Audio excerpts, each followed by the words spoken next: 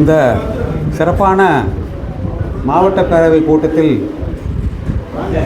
கூட்டத்தை தலைமை தாங்கி நடத்தி கொண்டிருக்கும் நமது மாநில தலைவரும் மதுரை மாவட்ட தலைவருமான ஐயா மூக்கை அவர்களே, இங்கே சிறப்புரையாற்ற வருகை தந்திருக்கக்கூடிய சிவகங்கை மாவட்டத்தினுடைய காசோரா தலைவர் அவர்களே, விருதுநகர் மாவட்டத்திலிருந்து தலைவர் ஜீவராஜுக்கு பதிலாக வருகை தந்துள்ள வேணுசேகரன் அவர்களே, நமது சங்கத்திற்கு எல்லா வகையிலும் ஒத்துழைப்பு நல்கி கொண்டிருக்கக்கூடிய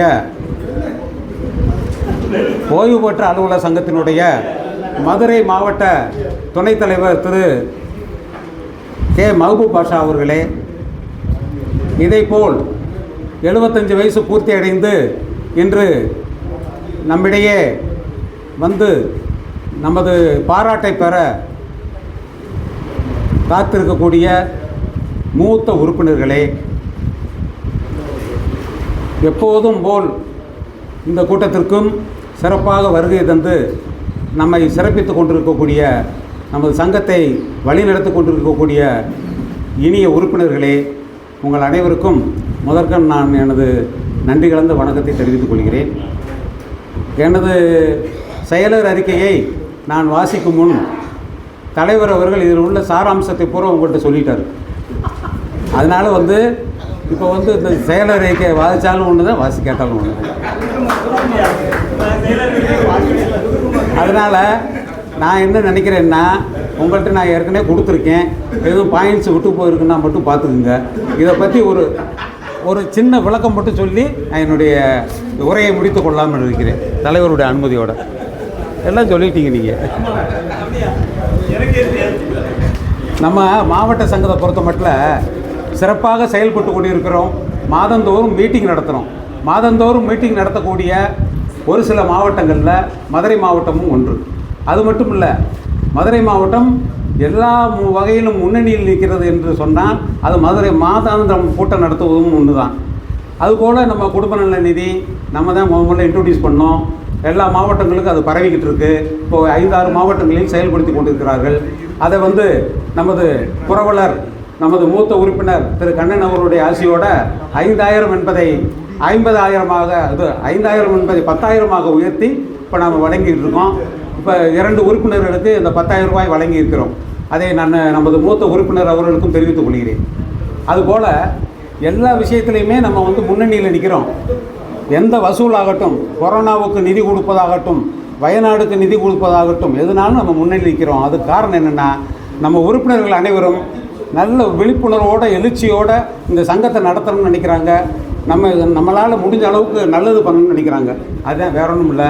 அதோட நாம் தலைவர் சொன்னது போல், அதாவது நம்ம துணைத் தலைவர் ப்ரப்போஸ் பண்ணினார்.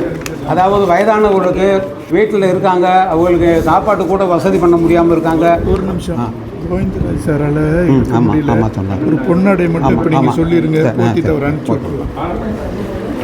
அது மூத்த உறுப்பினர், அதாவது எந்த கூட்டம்னாலும் முதல்ல வந்துடுவார் அவர். அந்த உறுப்பினர், நமது உறுப்பினர் திரு கோவிந்தராஜன் ரிட்டையர்ட் டிஆர்ஓ அவர்கள். இப்போது அவருக்கு நம்ம கொஞ்சம் உடல்நிலை சரியில்லை, அதனால் அவருக்கு நாம் மரியாதை செய்து அவரை அனுப்புகிறோம்.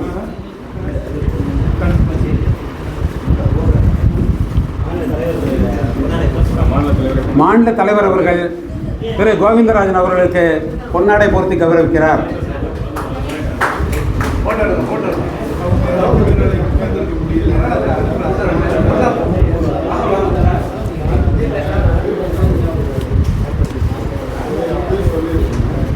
இங்கே வாங்கிக்கிறேன். இல்லை, அவர் 2 வார்த்தை சொல்லுவார். சரி,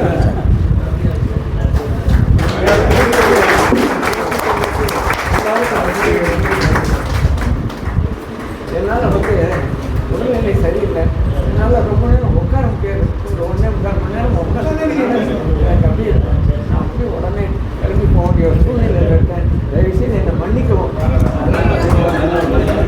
நீங்கள் வந்ததே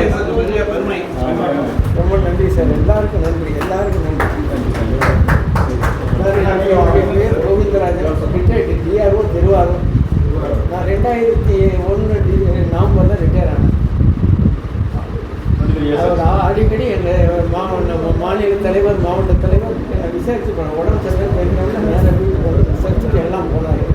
அதுலேருந்து அப்பப்போ என்னை விசாரிச்சுப்பார்.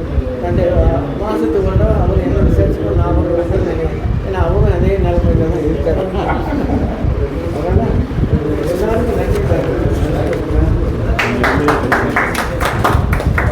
மிக்க நன்றி.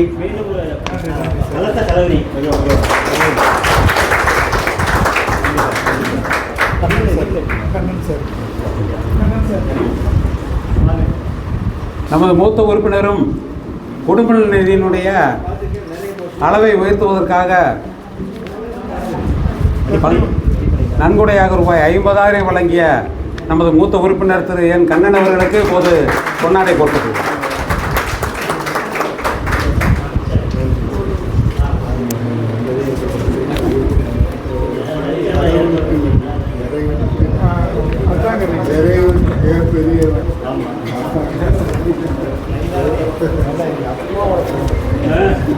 உறுப்பினர்களுடைய ஒத்துழைப்பும் ஆர்வமும் தான் காரணம் என்பதை தெரிவித்துக் கொள்கிறேன். மாநில சங்கத்துடைய நடவடிக்கைகளை பொறுத்தமட்டில் எல்லா நடவடிக்கைகளும் நாம் உறுதுணையாக இருந்திருக்கிறோம். நமது உறுப்பினர்கள் திரளாக எல்லா கூட்டங்களிலும் கலந்து கொள்வது வழக்கம். அது இப்போது விழுப்புரத்தில் கடைசியாக நடைபெற்ற மாநில பொதுக்குழு வரை அந்த கூட்டம் சிறப்பாக நமது மாநில மாவட்டத்திலிருந்து நமது உறுப்பினர்கள் கலந்து கொண்டிருக்கிறார்கள். அதே போல் நமது மாவட்டத்தில் ஏற்றப்படும் தீர்மானங்களில் சில முக்கியமான தீர்மானங்கள் மாநிலத்தால் ஏற்றுக்கொள்ளப்பட்டுள்ளன.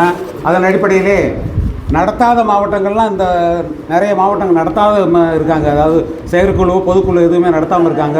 அவங்களுக்கெல்லாம் ஒரு அட்டவணையை போட்டு அந்த அட்டவணையின் அடிப்படையில் எல்லாருமே அதை நடத்தணும் அப்படின்னு சொல்லி சிறப்பான முறையில் ஒரு தீர்மானத்தை போட்டு அந்த தீர்மானத்தை மாநிலமும் ஒத்துக்கொண்டு இப்போது முதலாக அரியலூர், பெரம்பலூர், கரூர் 3 மாவட்டங்கள் இணைந்து 3 சின்ன மாவட்டங்கள் 3 மாவட்டங்கள் இணைந்து இப்போது டிசம்பர் மாதத்திலே ஒரு செயற்குழுவை நடத்த இருக்கிறார்கள். நமது அட்டவணைப்படி நடத்த இருக்கிறார்கள். அந்த அட்டவணையை வழங்கியது நமது மாவட்டம் தான், நமது மாநில தலைவர்கள் தான் அதை ஏற்பாடு செய்தார்கள் என்பதை தெரிவித்துக் கொள்கிறேன்.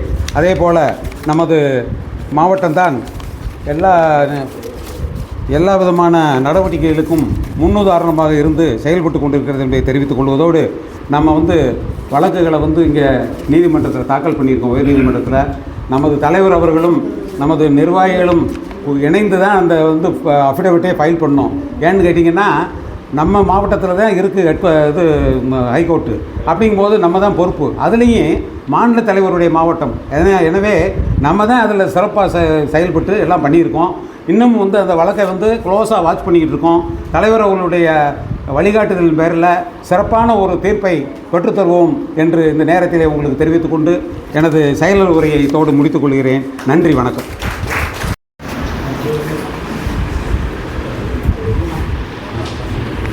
பாக்கெட்டில் மாட்டிங்க கிணறு இல்லை வாங்க இல்லை வாங்க மாட்டி விட்டுலாம் விட்டுருங்க அவ்வளோதான்.